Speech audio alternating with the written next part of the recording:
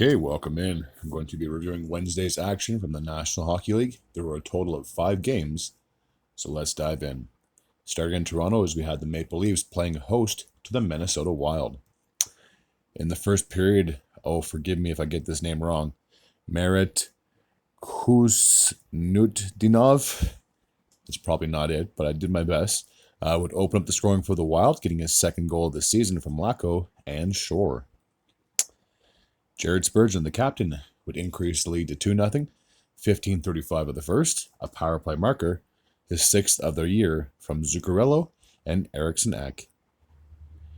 William Nylander would finally get the Maple Leafs on the board, 8:16 of the third period, getting his 29th goal of the season, assisted by Holmberg and Max Domi.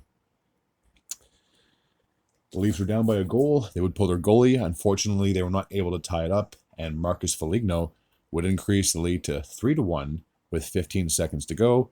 That would be his 9th goal of the season, assisted by Gaudreau. So the Wild would win 3-1. The next game took place in Florida, as we had the Panthers playing host to the Los Angeles Kings.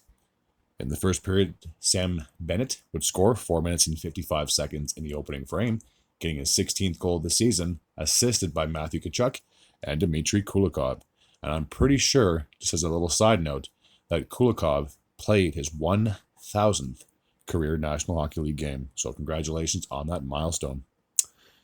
Alexander Barkov would increase the lead to 2-0, 4:43 of the third. On the power play, that would be his 12th goal of the season, assisted by Matthew Tkachuk, his second of the game, and Sam Reinhart. The Kings were down by 2. They would pull their goalie. Unfortunately, they couldn't even score a goal. And Matthew Tkachuk, who had 2 assists and also a goal in this game, would get the empty netter with 1 minute and 12 seconds to go in the game, assisted by Luosterainen and Aaron Ekblad. So the Panthers would shut out the Kings 3-0.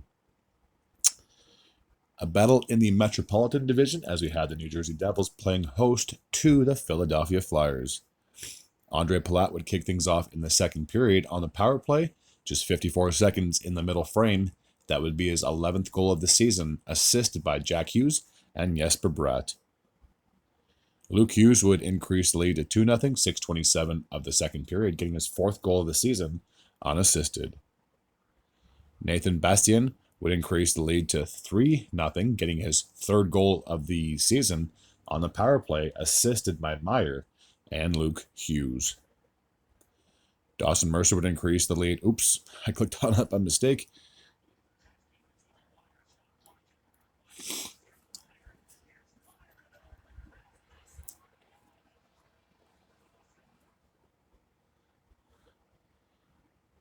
Okay, so I do apologize for that, and it's not that great of a quality, but I really don't want to have to start this all over again. Okay, there's got to be a way I can exit this. Sorry, so you had Dawson Mercer would increase the lead to 4-0 at that point, 13:43 of the second period. That would be his 13th goal of the season, assisted by Meyer and Pesce. Jack Hughes would increase the lead to 5-0, 1 minute and 58 seconds in the third period, getting his 20th goal of the year, assisted by Bratt and Pesce. So the Devils would shut out the Flyers 5-0. All right, now we're off to Nashville as the Predators played host to the Vancouver Canucks. Nils Höglander would give the Canucks a 1-0 lead, 7 minutes and 11 seconds of the opening period, his 4th of the season, assisted by Quinn Hughes and Elias Pettersson. Tommy Novak would tie the game up at 8:41 of the first, his 8th goal of the year, assisted by Leroux and Barron. Linus Karlsson will get his first National Hockey League goal, so congratulations, assisted by Tyler Myers and Quinn Hughes, 1 minute 28 of the second period, giving the Canucks a 2-1 lead. And then late in the third, Nashville would pull their goalie. They'd also be shorthanded, and Pius Suter would get the empty net goal, a power play goal as well, assisted by Forbort and JT Miller. So the Canucks would win by a score, as you can see, 3-1.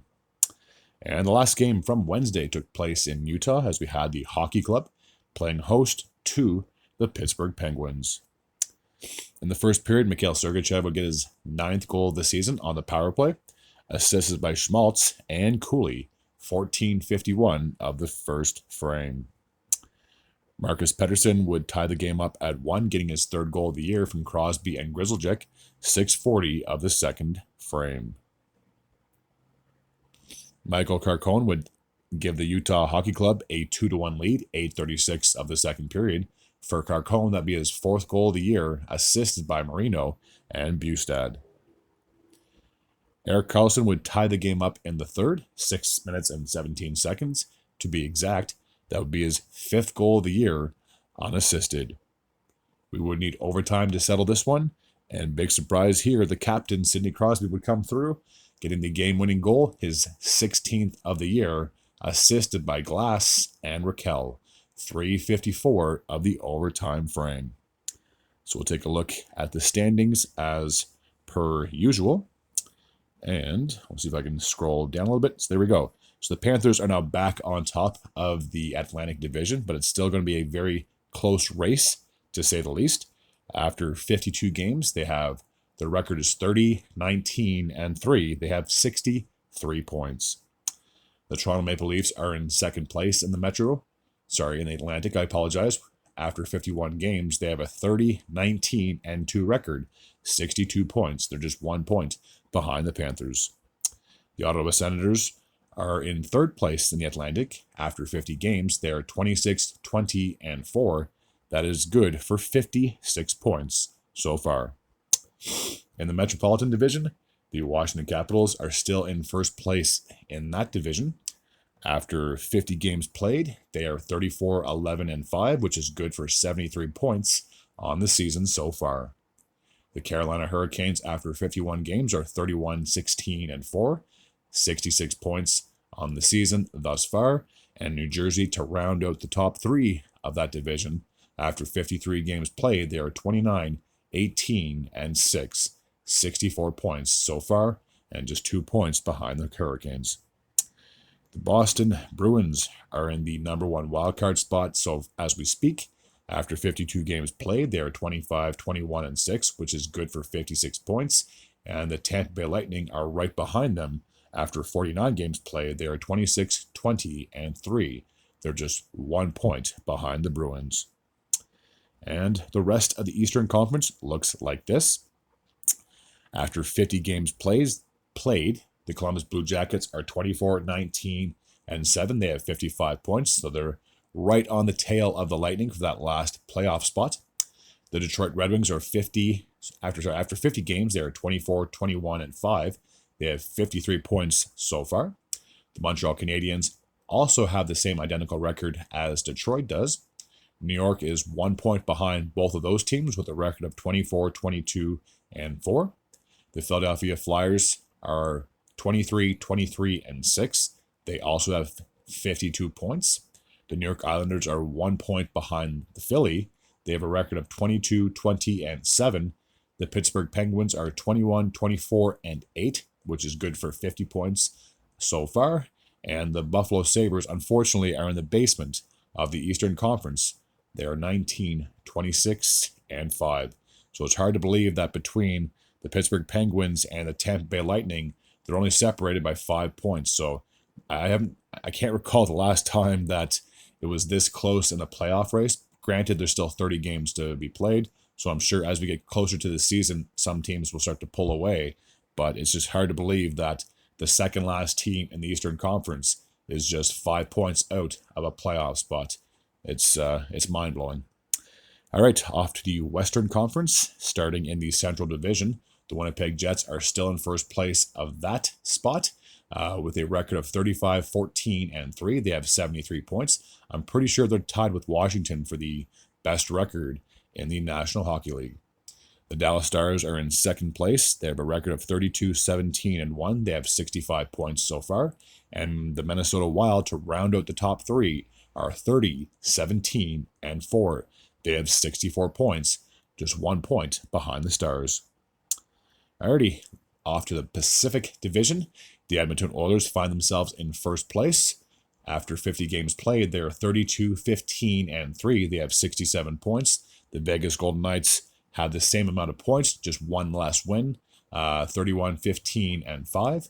And the Los Angeles Kings are 26-16-6. They have 58 points so far. The two teams in the wild card are the Colorado Avalanche and the Vancouver Canucks. Their records are 29-21-2 and 23-17-10. They have 60 and 56 points, respectively. The Calgary Flames are on the outside looking in, but they're only trailing the Canucks by 1 point. They have a record of 24-18-7. The Utah Hockey Club are 21-21-8. They have 50 points so far. St. Louis also has 50 points with a record of 23-24-4. The Anaheim Ducks are 21-23-6, 48 points so far. The Seattle Kraken are 22-27-3. They have 47 points. The Nashville Predators are 18-24-7. They have 43 points. The Chicago Blackhawks are 16-29-5. They have 37 points. And the San Jose Sharks find themselves at the basement, but they're just 1 point behind the Blackhawks. They have a record of 15-32-6, 36 points so far. All right, that's going to take care of this recap from the National Hockey League. I am going to try to be more consistent when it comes to reviews and all that other stuff, because hockey is probably my favorite sport. So yeah, I want to keep this rolling, and yeah, so we're getting down to the nitty-gritty. A lot of teams have roughly 30 games remaining on their schedule, so we'll see what teams start to pull away and get closer to punching a playoff ticket. All right, as always, if you're new to this channel and you like this type of content, feel free to hit the sub button. I'd be very grateful and very appreciative. Until next time, and as always, take care.